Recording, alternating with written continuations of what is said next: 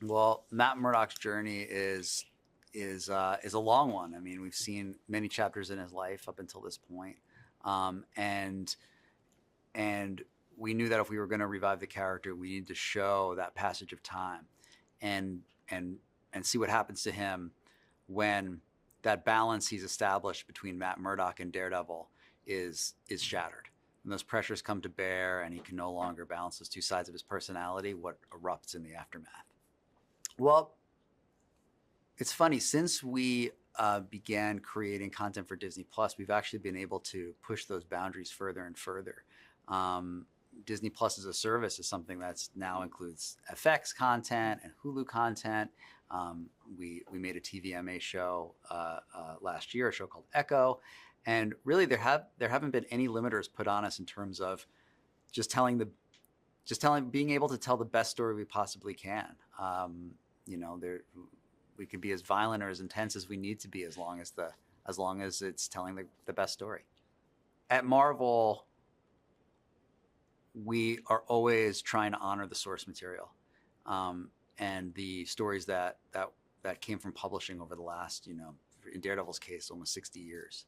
And there are so many waves to these characters. Different creators come in, writers and artists, and they bring something new to the table.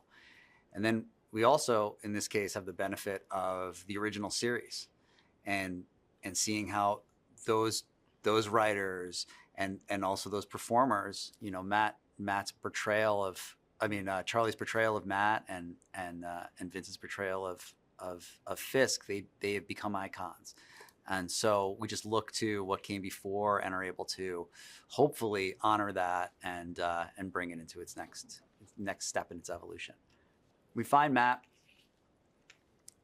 living an ideal life. He's got a law firm with his two best friends, Foggy Nelson, Karen Page. He is also still a vigilante, still a street-based superhero, looking out for the little guy, and things they feel balanced and good for him. At the same time, we find Wilson Fisk having gone through a transformative experience. He's starting to think about his legacy more. It's no longer enough for him to feed his ego with money. He now wants to build something that outlasts him. And he loves New York, and he feels like he's the person that can protect the city from its evil forces, even if that means doing it with a strong hand. Those two forces come to bear, and both men realize it's not quite so simple. You can't just lock your shadow self in a box. It's going to come out. And the longer they try to hide from who they really are, the more pressure comes to bear until eventually it explodes. I think that Charlie is, his performance it draws you in.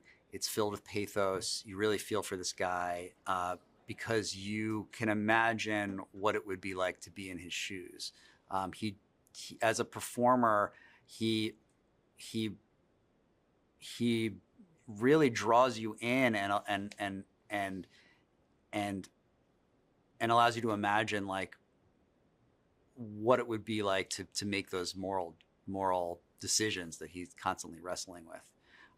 Vincent he transforms into Kingpin, fully. I mean, his energy as Wilson Fisk is very different than his energy as Vincent D'Onofrio. It's sometimes it's like being in the presence of the fictional character when you're around him. Fisk, he is unethical, he is amoral, but he is truthful. He's a wolf in wolf's clothing. He tells it like it is, and he really loves New York, and he believes he can be a great mayor. His history is his problem. He has left bodies in his wake, and it's not so simple to turn around and decide you're going to be a functioning member of society after you've done so much evil in the past. Muse is a serial killer and an artist who uses his victim's blood as part of his medium.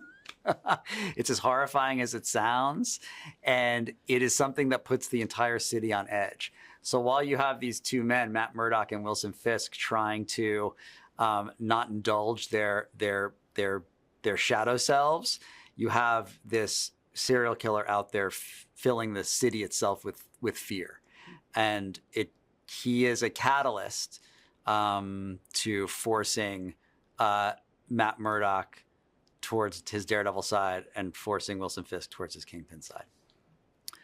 I think there's lots of surprises along the way.